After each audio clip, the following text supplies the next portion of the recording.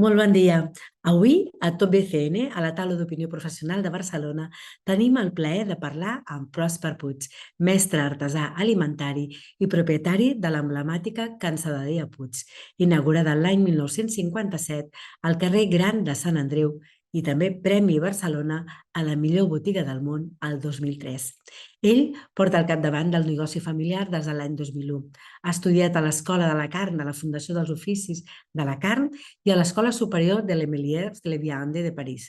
I al llarg de la seva vida s'ha significat pel seu compromís amb el comerç local, de qualitat i de proximitat. Una dedicació que l'ha valgut no només el respecte dels seus companys del sector, sinó distincions tan importants com la Medalla d'Honor de Barcelona, que va rebre l'any 2018 en reconeixement de la seva dedicació a la promoció de tota mena de projectes i activitats orientades a afavorir i enfortir el comerç de proximitat. Des de fa 8 anys és president de l'Eix de Sant Andreu i va ser nomenat fa molt poc president de la Fundació Barcelona Comerç. A més, Pròsper Puig és president de la Federació Catalana de Carnissers, Cansaladers i Xarcuters i també del mateix gremi de Barcelona i comarques. Bé, la Fundació Barcelona Comerç és una fundació que neix de baix, és a dir, és la necessitat que tenen diferents eixos de Barcelona d'unir-se per poder tindre veu pròpia, bàsicament davant de les administracions o dels problemes que sorgeixen cada dia perquè estem en un món molt canviant. Per tant, sí, molt satisfet, evidentment, de presidir 22 eixos comercials, que penso que és una de les activitats més importants que té avui en dia Barcelona a nivell econòmic. Bueno, és que jo no he sigut una altra cosa a la vida. Jo sempre quan em pregunten, tu vas prendre alguna decisió fonamental a la teva vida? No, jo em vaig trobar una empresa que portava el meu pare i la meva mare, em vaig anar integrant i sense cap pensament extraordinari vaig acabar en el món del comerç. En aquest cas jo soc artesà alimentari, soc mestre artesà alimentari per deformació professional, podríem dir, no? Per tant, m'he trobat sempre molt a gust i mai m'he plantejat fer una altra cosa que no sigui aquesta. Estem en un món que canvia no cada dia, sinó cada hora, podríem dir, no? Però jo crec que tenim suficient cintura, nosaltres estem tan a prop del nostre client que podem detectar ràpidament quines són les seves necessitats. I en moments puntuals i greus, com s'ha demostrat ara fa poc, amb la pandèmia, nosaltres sempre hem estat al costat dels nostres veïns, que al final la majoria són els nostres clients. Ara tenim la mania de voler tindre una única visió de Barcelona. Barcelona és policèntrica. Barcelona té moltíssimes realitats. A vegades quan posem el focus en un lloc on hi ha problemàtiques greus, sembla que tot Barcelona sigui així. Barcelona té tensions a llocs molt determinats, però penso que és una ciutat magnífica per viure-hi. Hi ha moltíssims territoris que es viu molt bé, que hi ha una qualitat de vida excel·lent, tenim un clima immillorable, per tant jo crec que és una de les ciutats europees que té més futur. Jo el que els demano és que ens deixin treballar, bàsicament, és dir, que no posin pals a les rodes. Aquests últims anys ens hem trobat amb algunes mesures que ens han perjudicat molt. Puc parlar, per exemple, un pla d'usos. Jo no estic en contra dels plans d'usos, però un pla d'usos té que ser dinàmic. El que no pot ser és que ens enquistem en un pla d'usos que igual tenia la seva manera de ser fa 5 anys i que avui en dia està totalment obsolet i no siguem capaços de canviar-lo a la velocitat que canvia la societat. Jo sempre dic que el problema que tenim és que el segle XXI va a 2.000 per hora i l'administració encara va a 100 km per hora i aquest és un problema que tenim.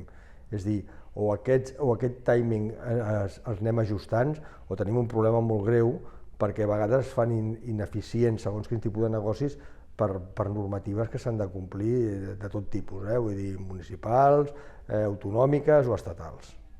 Nosaltres el que demanem bàsicament és equitat fiscal, és dir, jo no estic a favor de les taxes ni en contra de les taxes, però el que sí que hauríem de tributar tots igual. El que no pot ser és que uns tinguin avantatges competitius davant dels altres, això és el que demanem, equitat fiscal.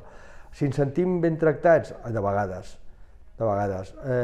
La política segurament s'ha portat cap a un nivell que és difícil avui en dia valorar com hi havia fa uns anys el nivell que té d'aproximació als problemes que hi ha de la gent. Jo crec que nosaltres justament el comerç local, el comerç de proximitat, tenim una realitat, més que relat, que avui en dia es parla del relat, nosaltres el que som una realitat de la ciutat i sí que ens agradaria que que ens tinguéssim més en compte, no? Això que parlàvem abans, Barcelona és policèntrica, per tant s'ha de fer cirurgia fina. A vegades des de la plaça Sant Jaume, si parlem de l'administració municipal, es poden prendre segons quin tipus de mesures, però al final són a cada un dels territoris on els posarem a sobre la taula i on els desenvoluparem. Per tant, no es pot, des de la llunyania, no es pot a vegades mirar quina és la normativa que fa que aquell lloc es pugui desenvolupar d'una manera positiva, no? I això sí que ho trobem. I després un altre tema que també ens preocupa molt és que la disparitat de criteris que hi ha en els districtes. Un districte té un criteri i un altre té el contrari. Clar, això ens despista moltíssim. Nosaltres demanem també que hi hagi com a mínim un mínim comú denominador que ens faci tindre una seguretat, podríem dir, jurídica a l'hora de fer qualsevol tipus d'activitat. No pot ser que en uns barris hi hagi més facilitats que en uns altres. Bueno, nosaltres encara que érem establiments essencials, en aquest cas els d'alimentació, en el primer moment un gran desconcert, ens vam sentir molt sols, això moltes vegades li he recriminat a l'administració, és a dir, estàvem allà davant del públic i no sabien com reaccionar, però per altra banda hem tingut un retorn d'estima i de valoració dels nostres negocis molt important. Jo diria que és el moment segurament on ens hem sentit més importants, no? en el teixit veïnal i social del nostre entorn. Torno a repetir, nosaltres bàsicament el comerç local, el nostre veí és el nostre client.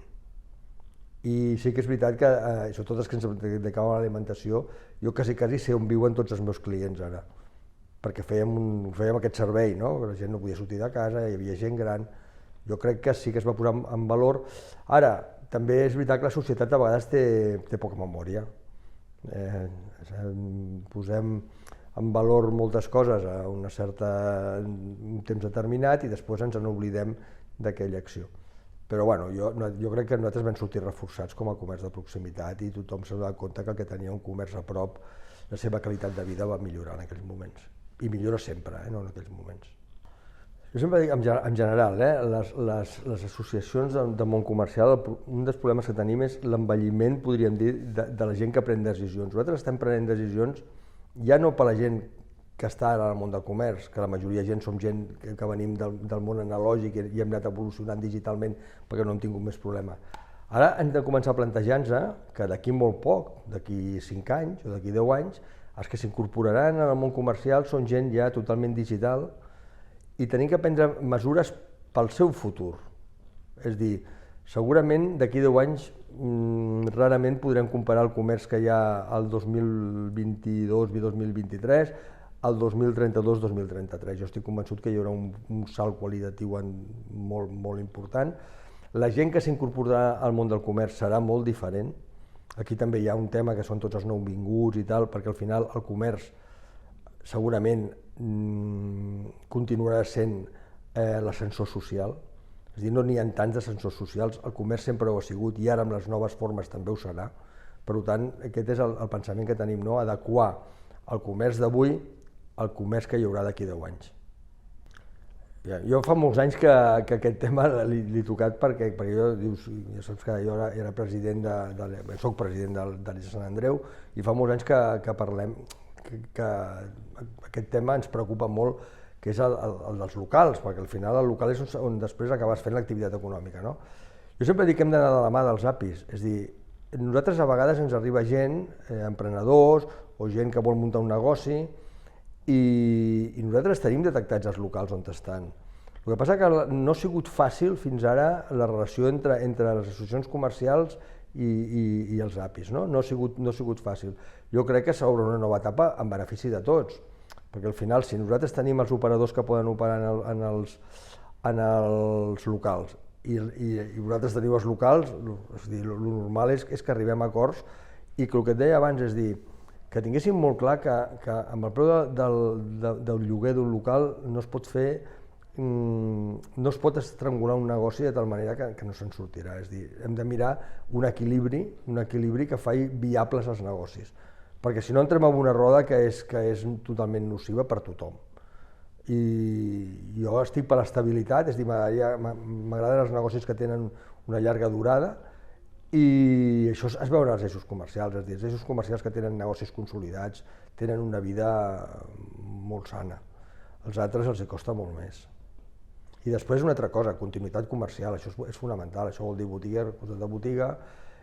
Als carrers on no hi haurà mai més botigues s'ha de mirar que l'administració tingui a bé canviar les normatives perquè es puguin fer, per exemple, habitatges en planta baixa o alguna altra cosa, sobretot intentar que no quedin botigues buides.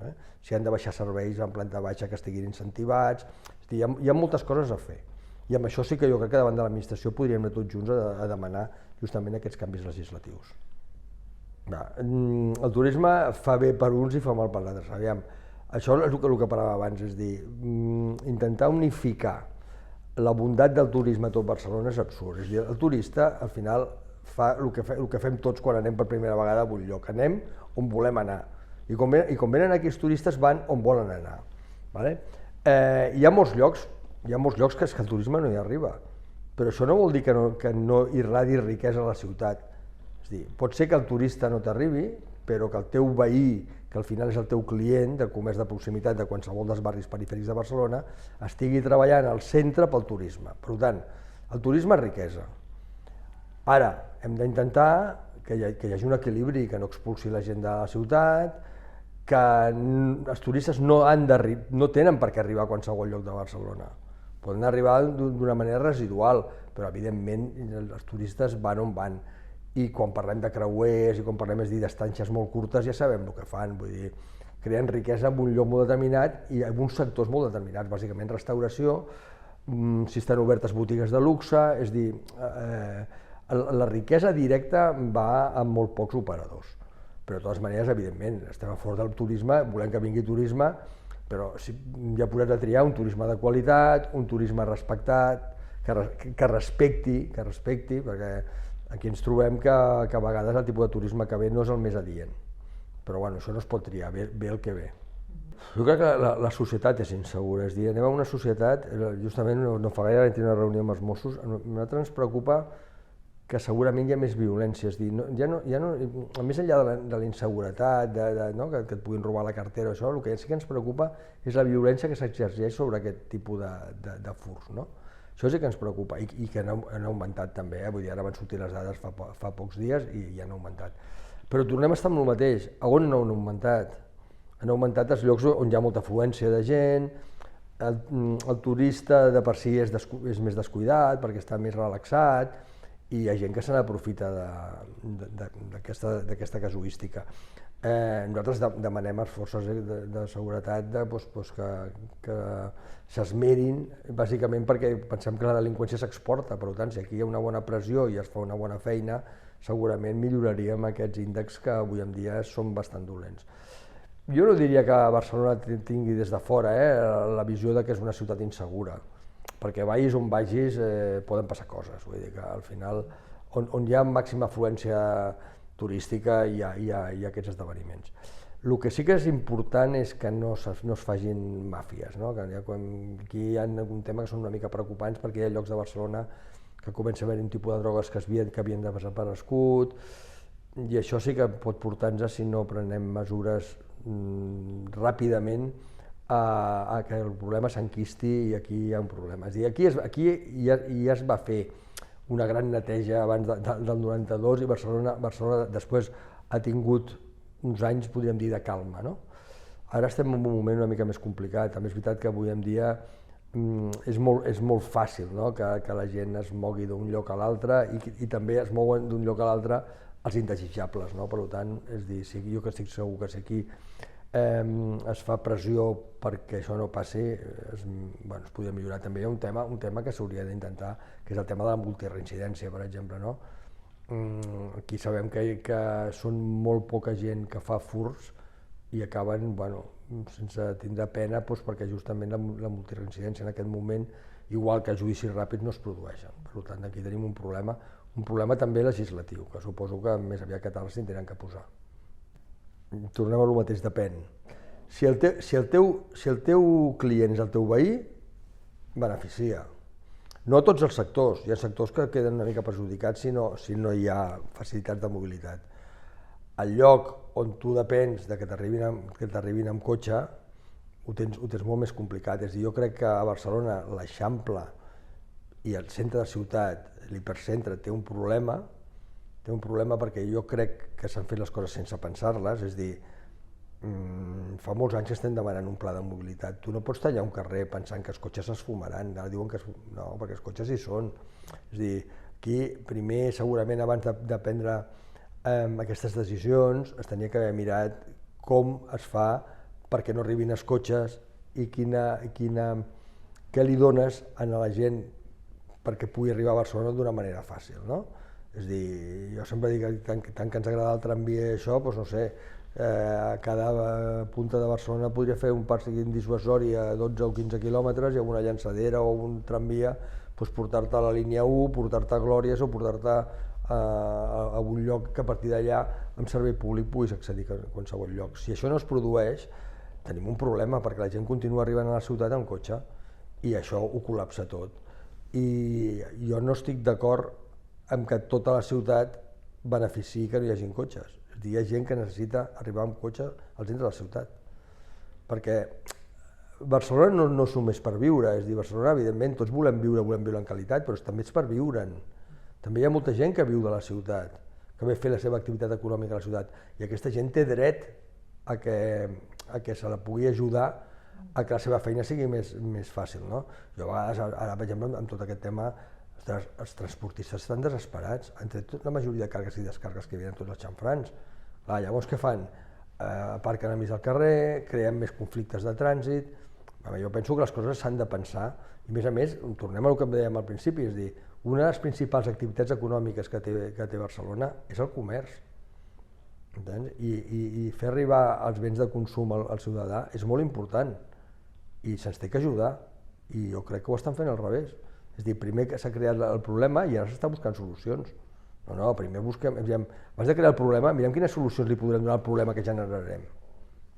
A nosaltres el que ens preocupa molt, perquè tornem a el que et deia, que la majoria de vegades el nostre client és el nostre veí, és la renda disponible de les famílies. Si no hi ha renda disponible de les famílies, rarament pot haver-hi comerç. Ja no dic comerç de qualitat, sinó un comerç que pugui satisfer les exigències mínimes que té el seu veí. Sí que hi ha alguns llocs a Barcelona, molt determinats, que aquesta casuística es dona, és a dir, la gent no té renda disponible o en té molt poca, i allà hi ha problemes de subsistència dels negocis, perquè és que és normal, és a dir, si la gent no pot gastar, doncs resulta que no compra, i menys compra en el comerç de proximitat, i això és el peix que es mossega la cua. És a dir, per nosaltres és fonamental aquesta acció d'obrir una porta i entrar a una botiga i comprar, és a dir, la gent està molt encantada de passejar per un eix comercial, però és que nosaltres no només acompanyem el passeig de la gent, és una activitat econòmica, per tant necessitem que la gent tingui consciència que la primera sostenibilitat que hi ha en un negoci és l'econòmica. Després vindrà la social, la mediambiental i la que vulguem, però si no hi ha sostenibilitat econòmica, tot allò es mora, i llavors es degrada tot, perquè el comerç dona seguretat, dona llum, dona acompanyament als nens, a la gent gran, és a dir, fa una tasca social que si baixem persianes tot això s'acaba. És a dir, és aquesta conscienciació que ens agradaria que la gent tingués. Per nosaltres seria important que se'ns escoltés amb una sola veu, i com més potent millor, per tant, evidentment, tot el que pugui ser ajuntant amb problemàtiques coincidents és el millor que podíem tindre, una sola veu, una veu potent que pogués arribar a totes les administracions. I les administracions jo penso que també per ells també és important, perquè jo crec que a vegades no viuen la realitat que vivim nosaltres en el dia a dia. Sí que seria molt important perquè justament el problema d'habitatge, i no només l'habitatge, també els locals comercials és un dels problemes, és a dir, hi ha moltíssims estudis sobre els locals comercials que hi han tancats, quina viabilitat se'ls pot donar, tot això penso que això s'hauria de treballar bé, i també si poguéssim fer aquest podríem dir lobby de pressió seria molt important perquè segons quin tipus de mentalitats que hi ha a les administracions canviessin, per exemple això dels locals amb carrers que mai més seran comercials i que mai més aixecaran la persiana, se'ls hauria de donar la sortida, a més amb la crisi habitacional que hi ha avui en dia i amb quantitat de gent gran que hi ha moltes plantes baixes que es podrien transformar en habitatges per a la gent gran, que això a més també activaria l'activitat econòmica del voltant, perquè serien gent amb una renda que farien també la seva despesa allà en els seus veïns, no? Per tant, jo penso que això seria positiu per tothom. Això és una idea que sorgeix, justament com una idea de baix, de la base, i l'anem desenvolupant, és a dir, primer la presentem a l'oficina del Parlament Europeu, després anem al comitè de peticions, se'ls aproven per unanimitat, després anem al Parlament d'Estrasburg, s'aprova per unanimitat, es crea la capitalitat, que és on estem ara, està creada, està amb una dotació pressupostària que ja està fet, i ara estem a l'espera que es digui quina serà la primera ciutat capital del comerç de proximitat. Evidentment, nosaltres som els peticionaris, som els que tenim més treballada la candidatura, pensem que el més lògic seria que fóssim nosaltres. El que passa que ara ens corre pressa, estem a final d'any, ens agradaria tindre-ho clar. Jo crec que abans de final d'any o principis de l'any que ve sabrem que Barcelona, esperem, és la primera capitalitat.